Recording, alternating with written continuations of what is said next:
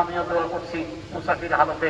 আল্লাহ যারা বসে গেছেন আমার প্রিয় ভাইয়েরা, কলিজার টুকরা বাবারা, আল্লাহ যারা বসে গেছেন পৃথিবীর কেউ না দেখলো, তুমি তো দেখতেছ, যারা দাঁড়িয়ে আছেন তারাও আসবেন বসবেন।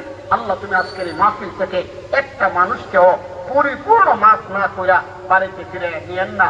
আমি মনোযোগ দিয়ে কান লাগায় শুনবেন।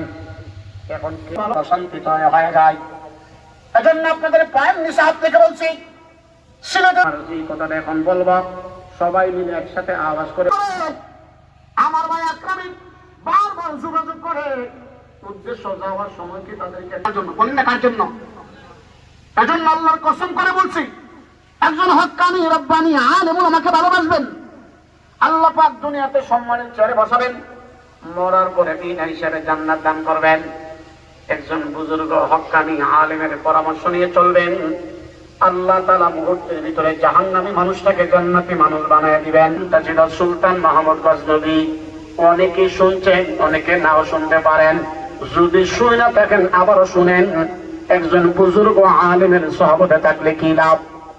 বহুত বড় একজন বুজুর্গ আলেম, নাম সুলতান মাহমুদ গজনবী, যেমন আলেম তেমন বুজুর্গ। একটা জনগণকে কোন অবস্থায় এসে দেখার জন্য, যেহেতু আলেমের পরে আবার রাষ্ট্রপ্রধান, যাইতেছেন জামাত বাজারে কি করে বুঝানোর জন্য বলতেছি বিশ্বনাথের কথা।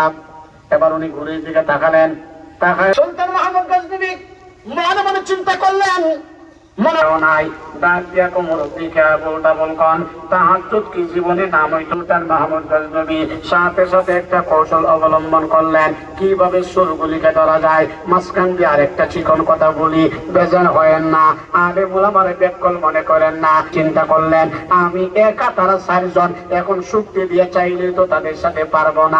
মানুষের বাড়িতে চুরি করি, এমনি করি না, আমাদের কিছু গুণ আছে, ট্রেনিং আছে, আপনার কোনো গুণ আসেনি। সুলতান মাহমুদ